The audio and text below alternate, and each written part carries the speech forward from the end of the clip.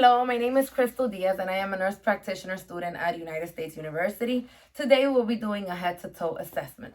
This is my patient Jayla and this is my checklist that I'm holding here just to make sure that I cover all the integrity check and that I don't miss anything. Once I am done with the checklist, I will be placing it on the couch, and I also will show you that there is no notes on my checklist. It is just the checklist that was printed from the class. Okay, so just to start off, I'm gonna let you see that I don't have any AirPods, I don't have any digital devices on me, no Apple Watch, no nothing. This is my patient. Jayla, do you give me permission to record this video, upload it to YouTube as unlisted for my professor to review and grade? Yes. Are you the same person that signed the consent giving permission for this video to be recorded and done? Yes. Okay. I am also going to make a verbal attestation statement that I promise to adhere to the student code of conduct and that I am not using any outside sources or help in any way during the exam. I will now go ahead and pan out the camera to pan out the room to let you see that I am not using anything. That is the checklist on the couch. That is the floor. That is the ceiling. And this is the room. Okay.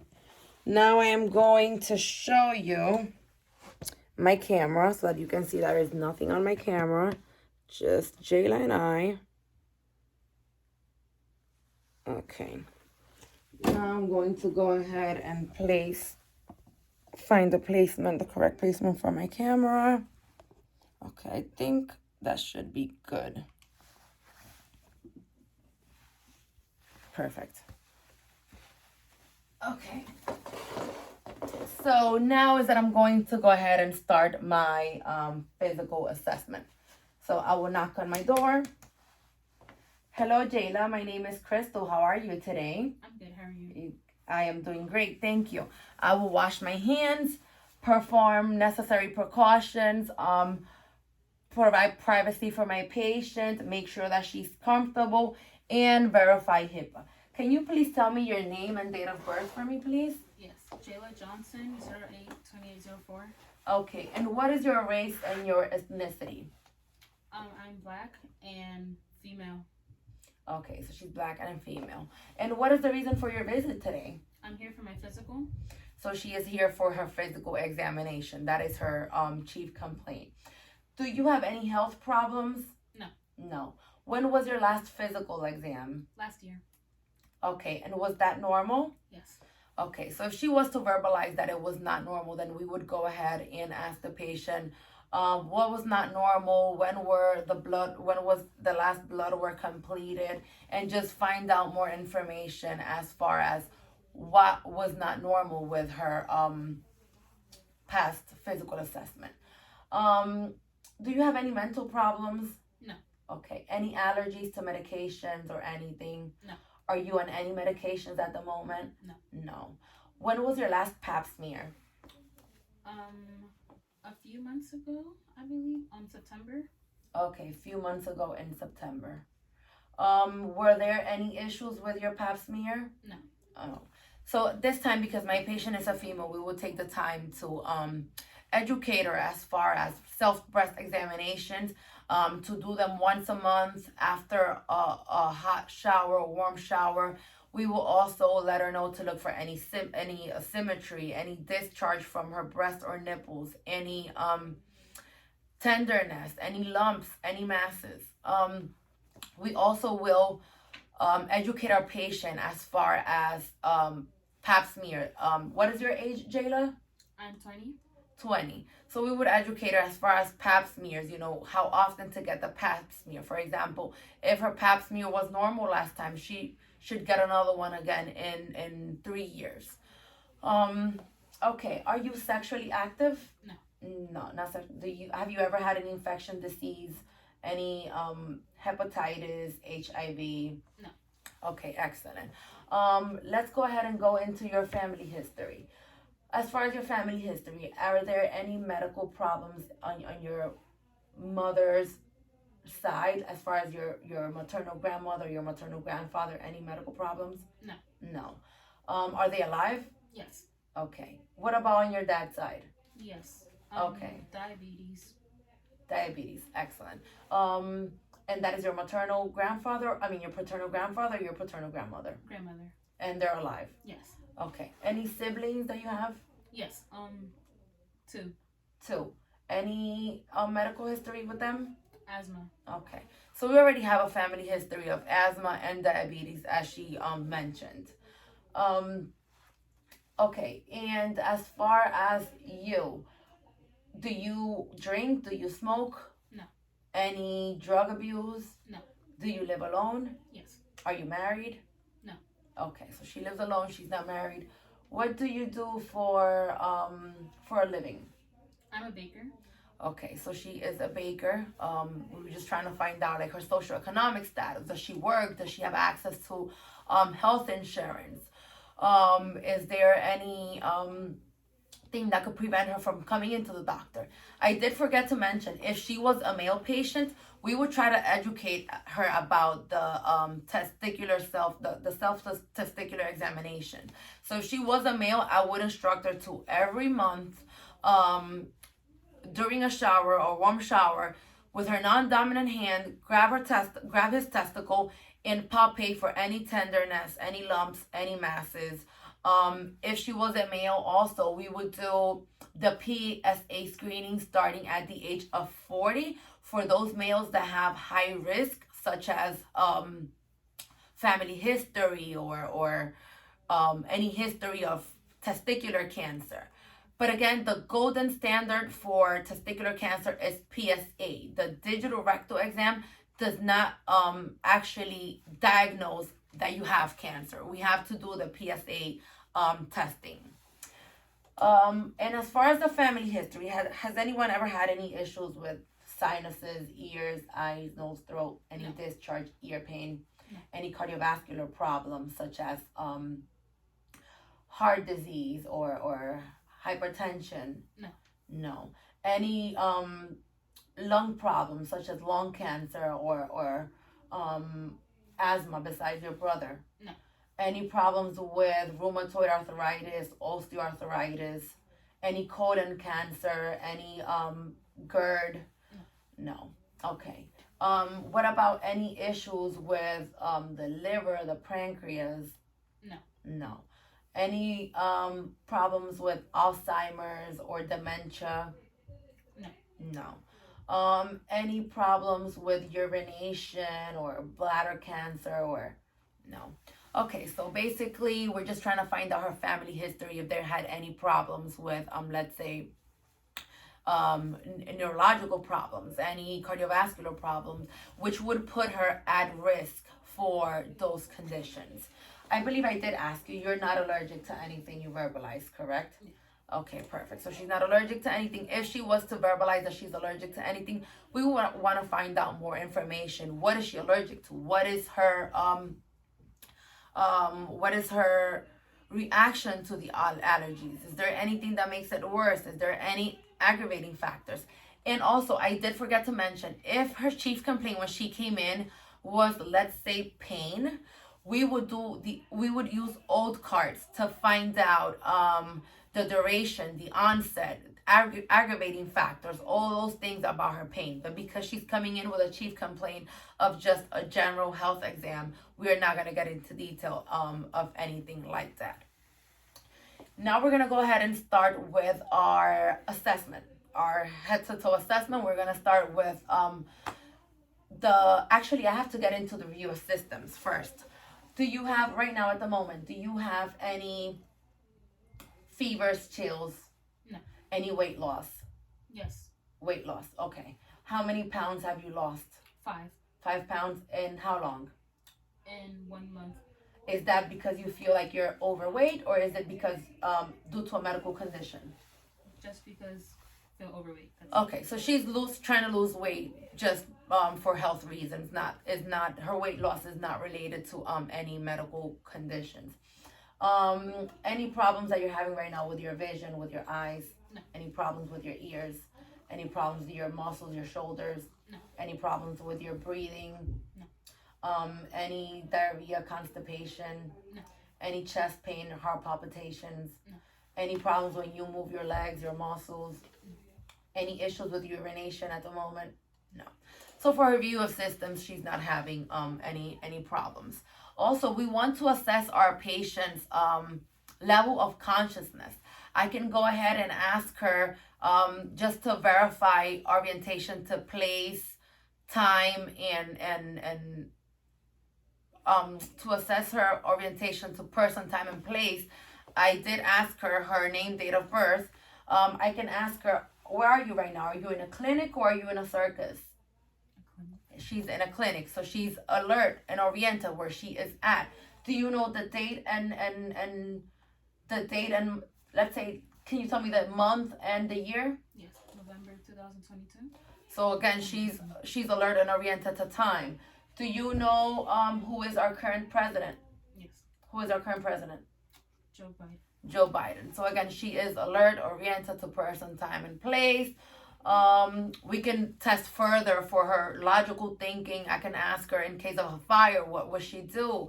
If I want to test her memory, I can go ahead and ask her to memorize 3 words, and I'll come back to the 3 words and have her recall the 3 words. Now we're gonna go ahead and we can start with our head to toe assessment. My patient's vitals have been done. Her blood pressure is 120/80.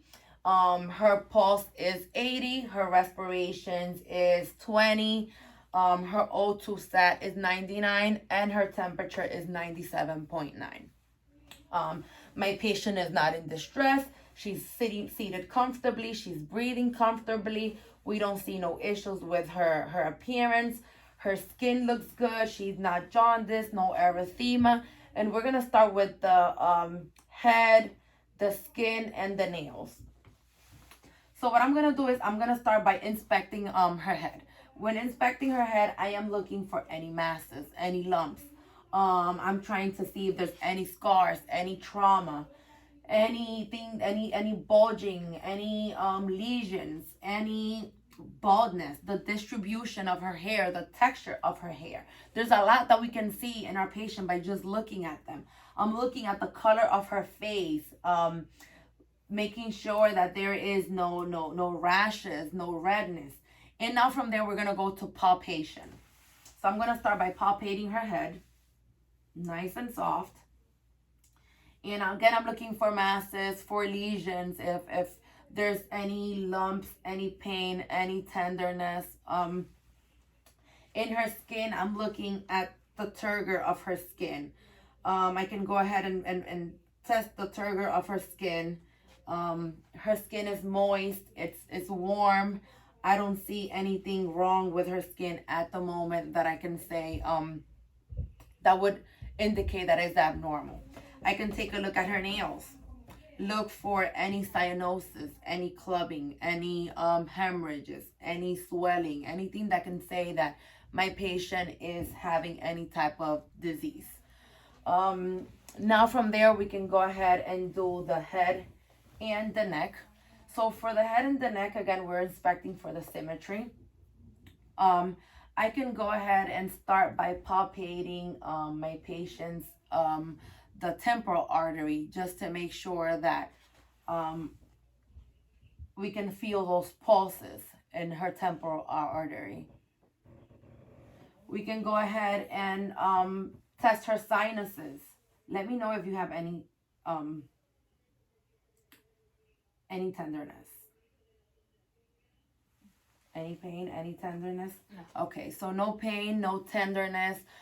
We can go ahead and test the mandibular joint. Can you open and close your mouth for me? Any pain? No. Okay, so no pain when she does that, which is what we're trying to do. From there, we can go ahead and test her trigeminal nerve. We're gonna do that by having something dull and something sharp. So I'm going to go ahead and grab a clip. Oh, I grabbed it. A clip and a cotton ball.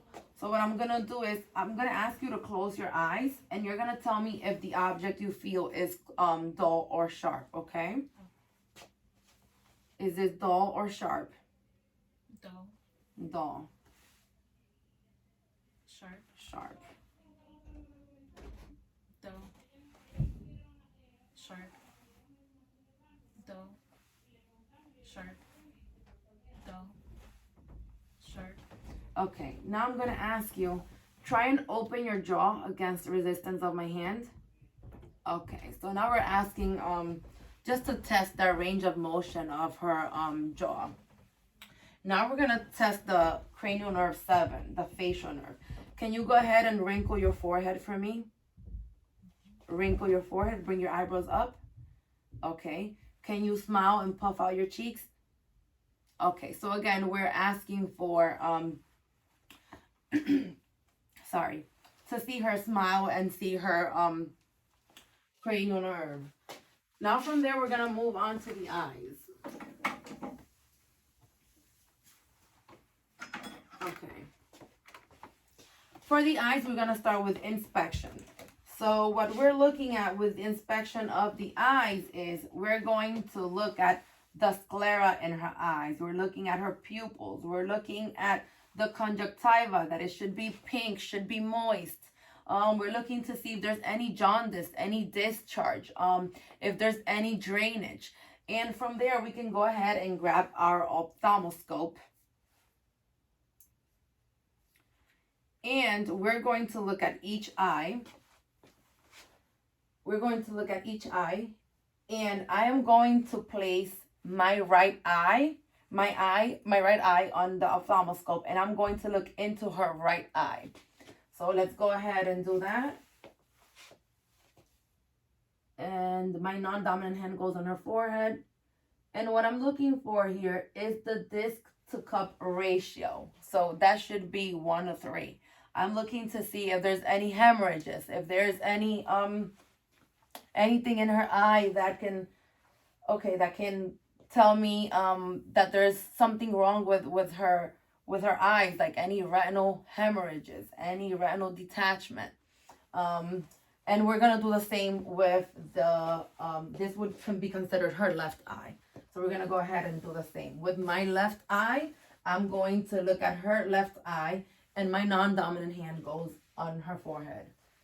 And again, we're locating that red reflex, moving into her eye closer, looking for the disc to cup ratio, the retinal, to see if there's any retinal detachment, any issues or any problems with her eyes. From there, we can go ahead and you can check your patient's vision with the Snellen chart. And also we can check the other cranial nerves with our pen light. But we're gonna go ahead and move into the ears. So for the ear, we are looking for symmetry, making sure that both ears are equally on the same side, same level of the face. We can go ahead and do the tug test just to check if the patient has any tenderness. Pull the earlobe back. Do you have any tenderness? Any pain? No. No tenderness, no pain. We can also look to see if there's any obstruction that we can visually see from the outside of the ear. And from there, we're going to go ahead and look at the ear canal. So we're going to go ahead and take a look. Again, we want to make sure that you don't introduce this too far in because you can actually hurt your patient. So we're going to pull the ear back. And with the 3 fingers, we're going to use that to place it against her cheekbone, her mandible, to not let us go too far in. And what we're looking for is that tympanic membrane. And there it is. It's pearly, gray, white, shiny. There's no swelling. There's no discharge. There's no fluid in her ear that can indicate that there's any issues. Perfect. From there, we're going to move to her nose. In her nose, we're going to see the external appearance of her nose. Her nose is not deviated. It doesn't look like there's any trauma. We're going to inspect the nasal mucosa, make sure that it's moist, her turbines are patent, there's no drainage, there's no issues with her nose. We're going to go ahead and do the patency test for her nose. So I'm going to ask you with one finger, can you occlude your right nostril and take a deep breath. And you can breathe in and out. Okay. And then with the other one, you can uncover that one. Breathe in and out. Okay. We would do the smelling test. Let me go ahead and grab this. Of course, you would not tell your patient what you have, but here I have a cinnamon candle and a coffee candle. Can you cover your right nostril for me, please? Okay. And close your eyes. Can you smell that for me? What do you smell? Cinnamon. Cinnamon. Okay. And can you close your eyes and cover your other nostril for me? What do you smell? Coffee. Okay, coffee. Perfect. That was our smelling test. That is assessing for cranial nerve 1. From there, we're gonna go ahead and we are going to check her lips, her mouth. Now we're gonna go into the mouth. We're gonna inspect her lips. I'm gonna ask my patient to open her mouth. I'm looking at her dentation, her palate, her mucosa. If it's dry, if there's any type of lesions in her mouth. I'm looking at her tonsils. I can go ahead and grab my light. Can you stick your tongue out for me? Looking at her tonsils. They're not touching. Right now they're not swollen. They're level grade 2 because they're not swollen, which is good. That's what we're looking for. We can test cranial nerve. What's the number? 9 and 10. Cranial nerve 9 and 10, which is the vagus and the glossopharyngeal. So what we can do is I can ask my patient to say stick your tongue out for me. Okay, and I can go ahead and locate the back of her throat. And can you swallow for me? And now we're assessing that gag reflex. Okay, good. From there, we're going to go ahead and we can take this time to we can palpate her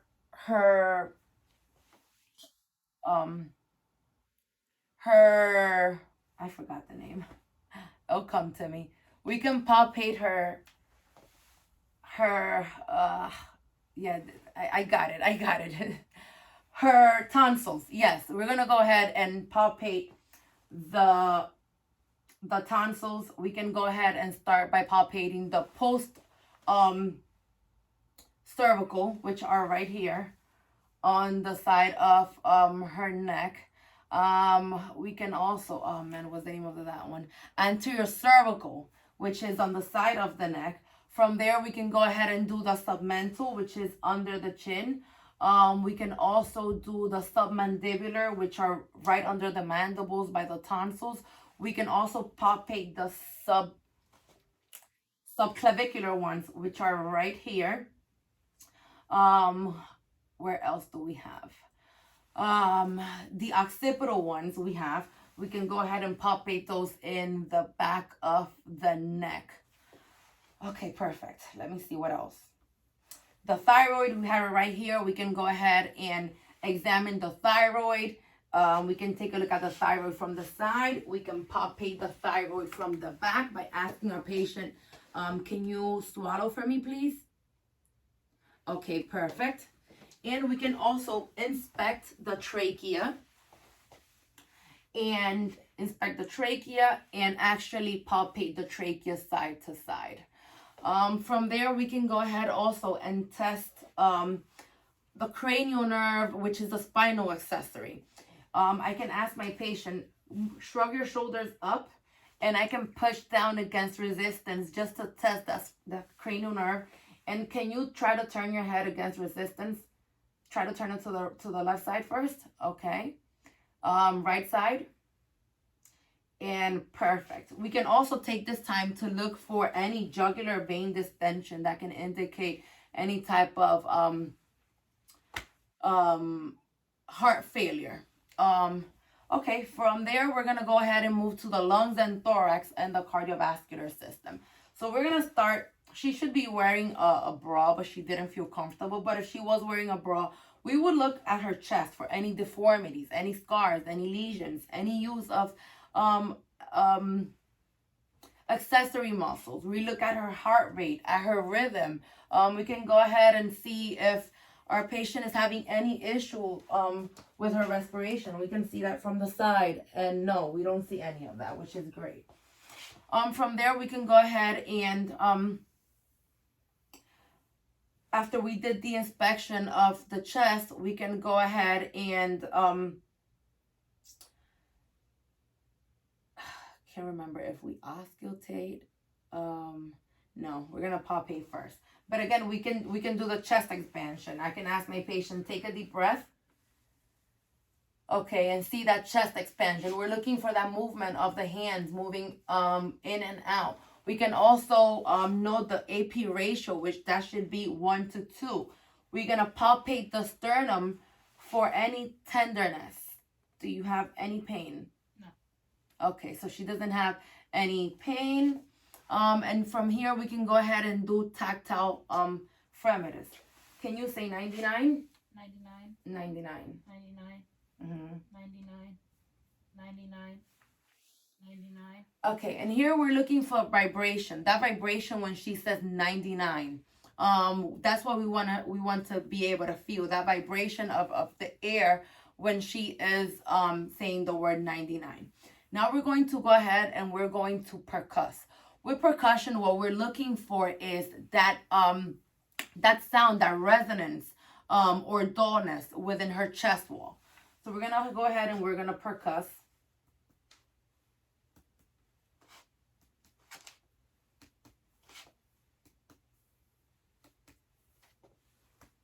We're gonna try to get under her breast tissue.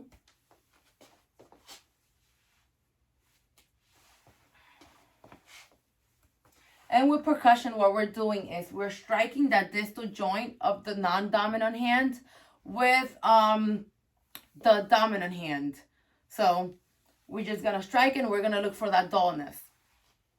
From percussion, we are going to go ahead and we can see we're gonna go ahead and do the auscultation. So we're gonna listen to her breath sounds. Grab my stethoscope. I dropped this. Okay. So we're gonna go ahead and listen to her breath sounds. So I'm gonna, of course, I would be doing this under her clothing. I wouldn't be doing this with her shirt on. And we're going to auscultate for 6 positions. Take a deep breath for me. What we're looking for here is any rhonchi, any rales, any crackles. Anything that can indicate that there's adventitious lung sounds. And you want to make sure that you go on the lateral side too, because the lungs do extend to the lateral side. Okay, again, no wheezing, no rales, no issues with her anterior chest wall, no problems with that. Now we're going to go ahead and move to the back. Let me see. I think, can they see us there? Can you move a little bit to the side? There we go. Yes, that's perfect. A little bit to the side. And I'll just need to let you know when you have to move again, okay? Okay, so from here, we're going to start by palpating the intercostal back. So we're going to, just palpate the spine for tenderness. We're looking for any pain. Do you have any pain when I do this? No. Okay, now we're going to go ahead and again, inspection. We're looking at her back. See, is there any scars, any lesions, any macules, any papules? And again, she's not using any accessory muscles for breathing. Now we're gonna go ahead and palpate for tactile fremetus. Say 99 every time I put my hands on your back. 99. Okay. 99. Okay. 99. 99. 99. 99. Okay, perfect. And again, we're looking for the vibration. From here, we're gonna go ahead and we are going to percuss, and we're looking for the resonance and the dullness.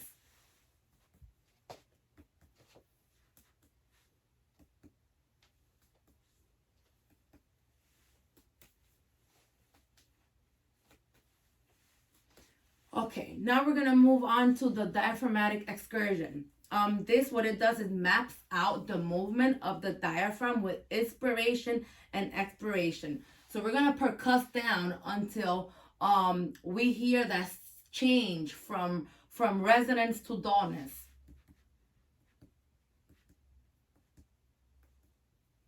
Okay, so here is dull now. It went from resonance to dullness. That indicates that is her diaphragm.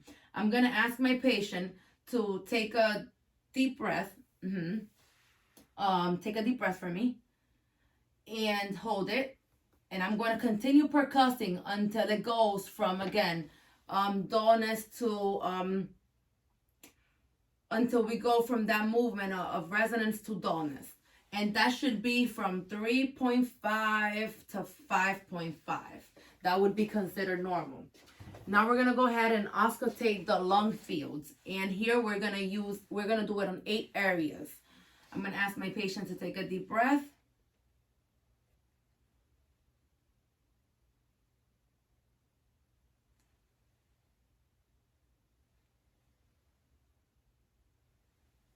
We're auscultating for any rhonchi, any wails, any stridors, any wheezing.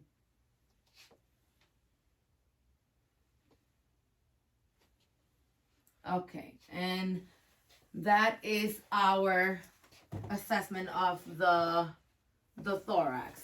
Now we're gonna go ahead and start with our cardiovascular assessment. Let me put all this stuff away. For our cardiovascular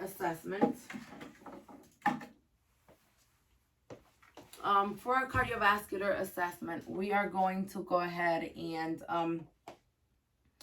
we're gonna start with same as the thorax. Inspection of the chest, see if there's any pacemakers, if there's any scars, if the patient's had any heaves, any lifts, any pulsations that I can see. I'm gonna go ahead and palpate the apical pulse, and that is located in the 5th intercostal space. So we're gonna count down: 5th intercostal space, mid-clavicular line.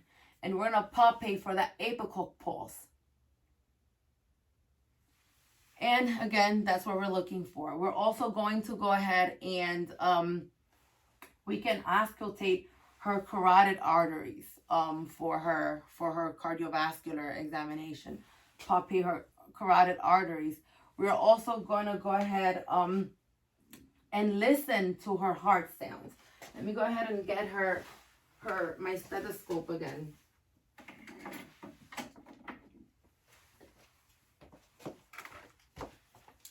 Okay, and we're going to do this by having the patient sitting and laying down. So I'm gonna go ahead and ask you to lay down if you can. Okay. Let me get this out of your way. Okay.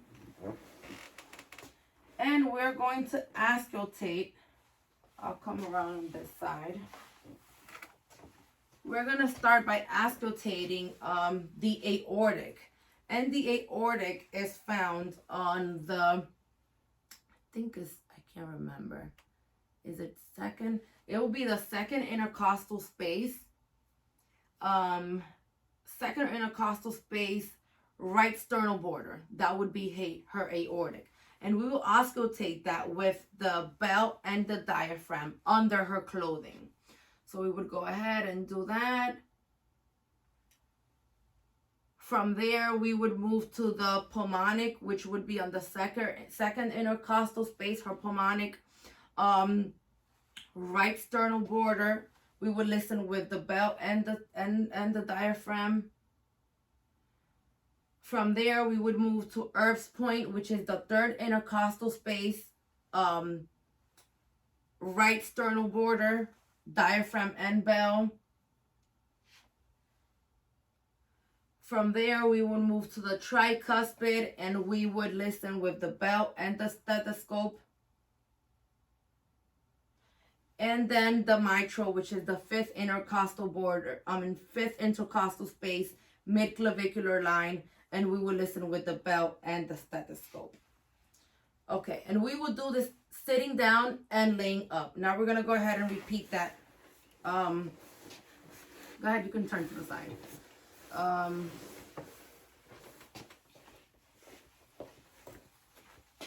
Okay. We're gonna do this too with a patient sitting up. So again, same thing that I did earlier. Aortic, pulmonic. Aortic, we will listen with the bell and the diaphragm. Pulmonic, we will listen with the bell and the diaphragm. And from there, we will go to Erb's point, which is the third intercostal space. We will listen with the bell, the diaphragm. Then we would go to the tricuspid, which is the fifth intercostal space. And we will listen with the bell, diaphragm, and then the mitral, which is the apex of the heart, which is the pulse of maximum input. We would listen with the bell and the bell and diaphragm. Now we're gonna go into the abdominal assessment. Okay, so for the abdominal, let me keep this with me because I am going to need this. Again, let me go ahead and get pillows for my patient because you want to make sure that your patient is seated comfortably. I'm going to ask my patient again to lay down. So I'm going to ask you to go ahead and lay down again when you get a chance. Take your time. Let me put this pillow for you. This one's a little bit more comfortable. Okay, you can go ahead and lay down. Make sure you're seated comfortably. There we go. Are you okay there? Yes. And I'm going to have you rest your legs right over here. Okay. So from here with the abdominal assessment, we are going to start with inspection of the abdomen. So we want to make sure that with the inspection of the abdomen, we look and see if there is, let me just keep track of my time. 37, okay, we're okay. With the inspection of the abdomen, we just want to make sure and see, you know, if there's any scars, if the patient's had an appendectomy, if had any surgeries. We're looking for any hernias, any symmetries. From there, we're gonna go ahead and we're gonna auscultate the bowel sounds in all four quadrants. We're gonna start by auscultating. This would be your right lower quadrant. And we can listen here for up to a maximum of 5 minutes waiting for bowel sounds. What we're looking for is normal active sounds. We can have normal active sounds. We can have hyperactive or hypoactive sounds. From here, we're going to go to the right upper quadrant. From there, we would move to the left upper quadrant and left lower quadrant. We can also take this time to listen to the abdominal aorta, which is about 2 centimeters above the umbilicus. We will listen with the bell and the diaphragm. And what we're looking for here is any bruits, any bruits that we can listen to. We can also auscultate the renal arteries, which are to the side right here, about 2 centimeters or 3 down the mid-clavicular line next to the umbilicus. And we would auscultate with the bell and the diaphragm the renal arteries. Iliac arteries are right here, about, I would say, about 7 centimeters below the iliac, the renal arteries. We can find the iliac arteries. And we will listen with the bell and the stethoscope. And then we will go to the femoral arteries, which are right here, right by her legs almost. And I will do this under her clothing, like right in it by the leg fold almost. Right. We will do this under her clothing and we will listen with the belt and the stethoscope. From there, we can go ahead and do percussion of the quadrants. With the stomach, we're not looking for dominance and resonance like we did with the lungs. With the stomach, we are looking for tympany and dullness. So we're going to go ahead and percuss the 4 quadrants.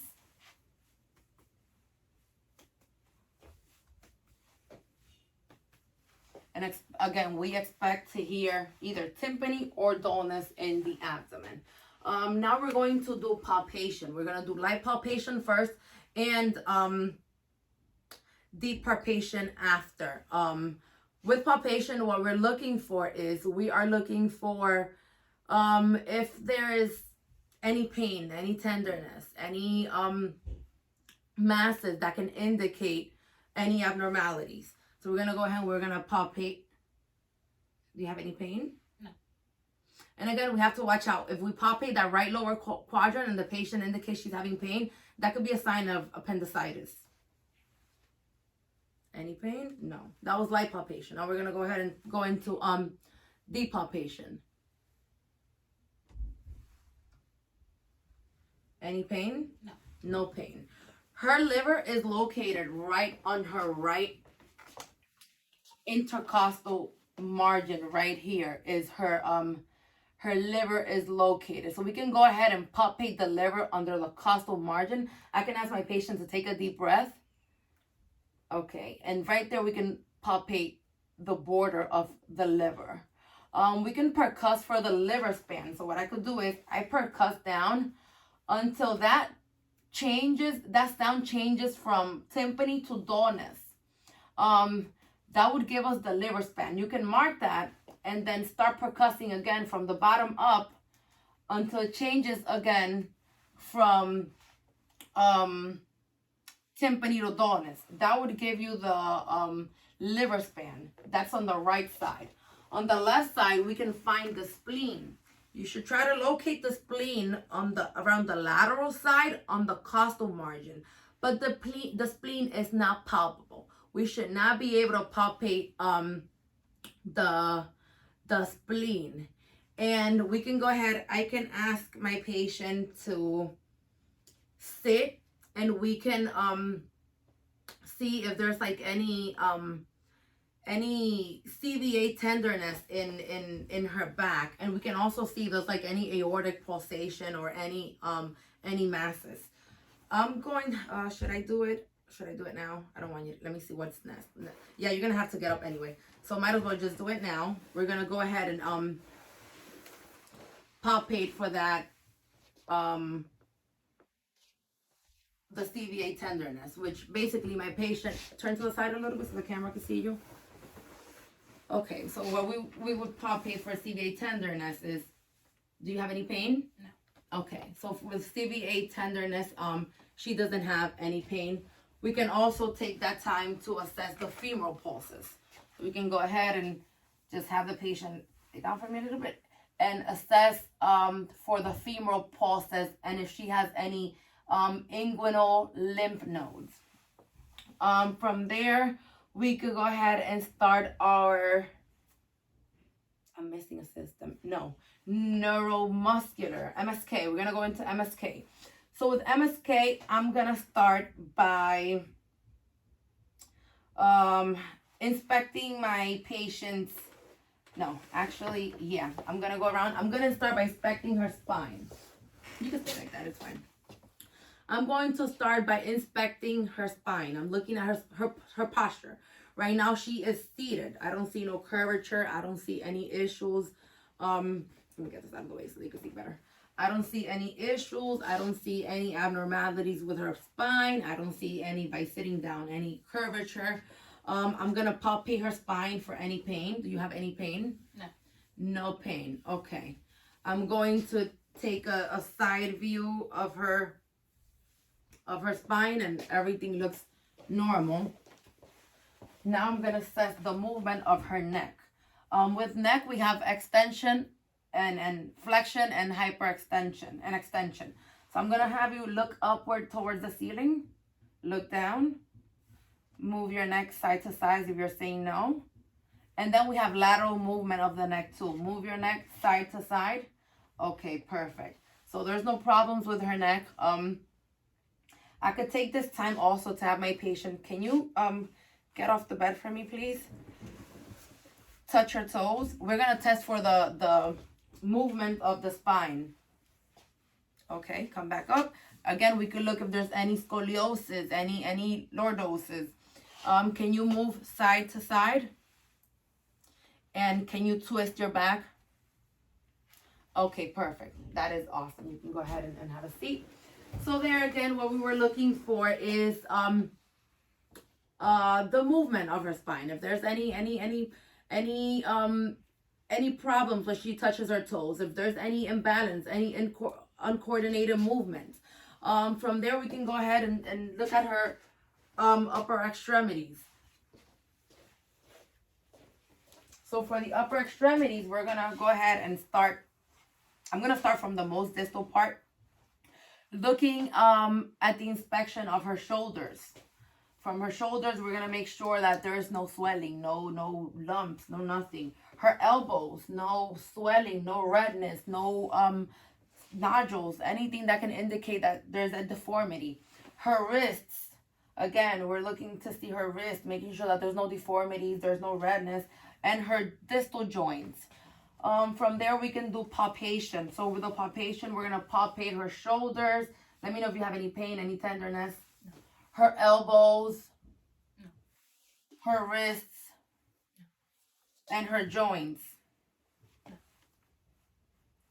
Okay, now we're gonna test the range of motion of her shoulders. Can you go ahead and abduct your arms? Okay. Can you move them up, down? Okay. Can you move them forward, backwards? Can you touch her back? Let me make sure she's doing that. Okay, so again, we're looking for that motion when she is moving her sides. We want to make sure that she's able to move the shoulders. And can you touch them from the back of your head up in the side? There we go. Okay. There we go. Okay. Perfect. That's good. Can you shrug your shoulders up and down? Perfect. Okay, now for the elbows, I can have my patient extend abduct, adduct, and also pronation of the hands is a movement of the, and do to the other side too. Pronation of the hands is a shoulder movement. So can you extend your hands out for me like this? Okay, and can you move your hands up and down? Perfect.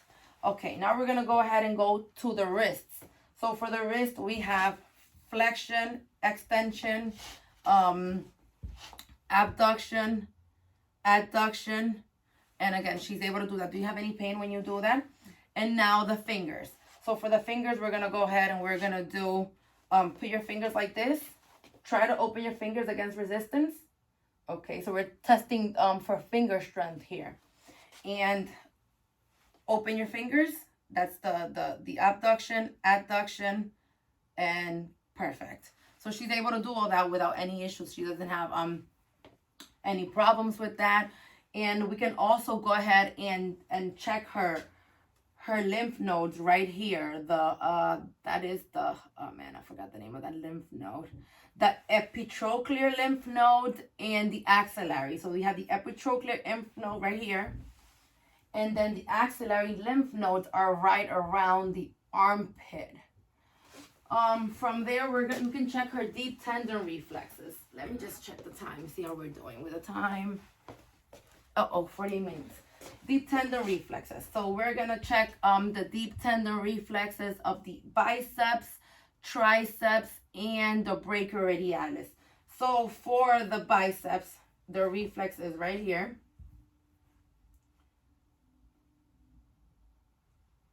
Okay, and then for the tricep is right here. Tricep and bicep. And then the brachioradialis is right here by the wrist. And what we're looking for is that +2 refill. We can also go ahead and check the patient's radial pulse. We can check her finger for capillary refill, any cyanosis, any issues that can indicate any problems. Okay, now we're gonna have to go ahead and test the lower extremities. So we're gonna go ahead and palpate the hips for any pain, any tenderness, the knees, the ankles. Bring your legs up, the ankles and her toes. The toes, any pain, any tenderness? Okay, again, and we were assessing those, making sure there's no redness, there's no lumps, there's no nothing that can indicate that there is an issue. that there's no venous problems, that there's no ulcers, that there's no diabetic foot ulcers. So we would have to take all that into consideration. If she has nail fungus, we can also check capillary refill of the toes and all that. We can also check for a range of motion of her legs.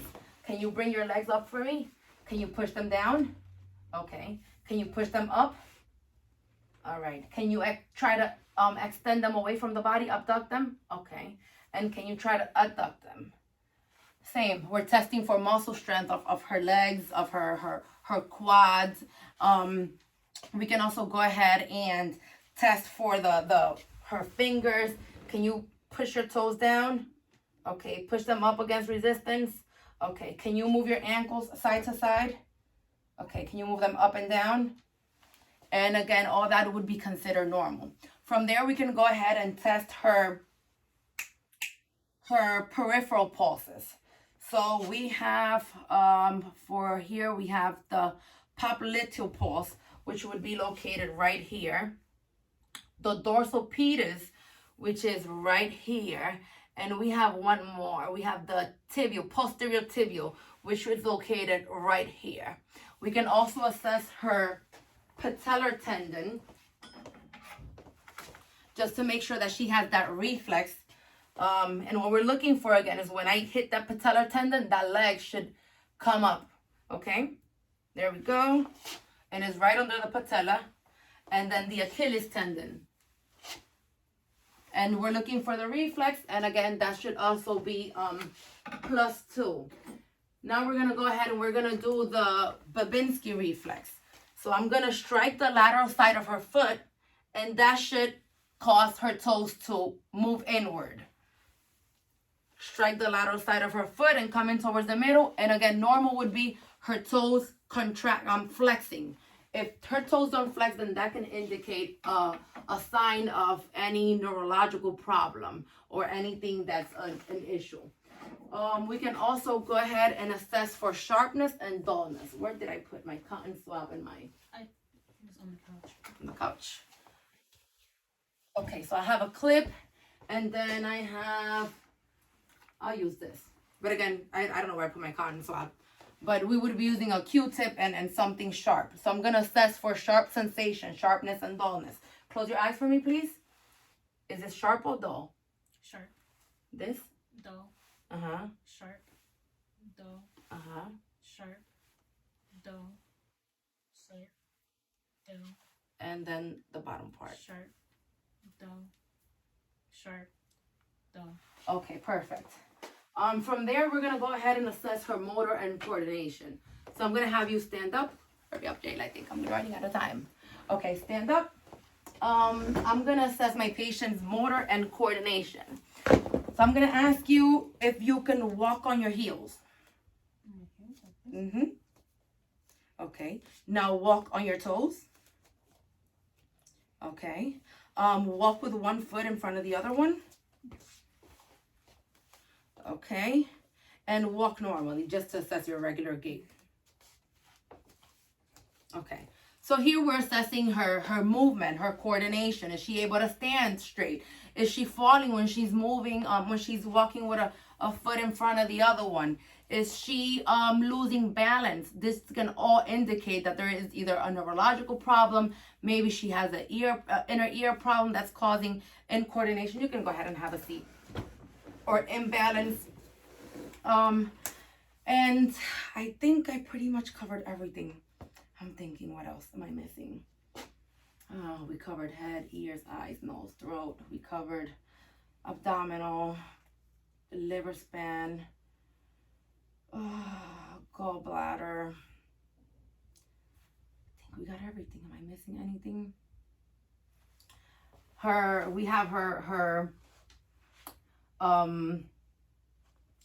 pulses. I'm not sure if I assessed this, but the pulses, the jugular, we don't actually assess them both at the same time. We would listen to palpate one first, palpate the other one, because if we do that, we can actually have the patient faint. Yeah, I think that's pretty much it. We have her radial pulse. we palpated the apical pulse. I think we finished. So hopefully I got everything. But thank you for watching. Hopefully I did get everything that I needed. I really enjoyed doing this video. And see you again next time. Hopefully not, because hopefully that means I passed. Thank you.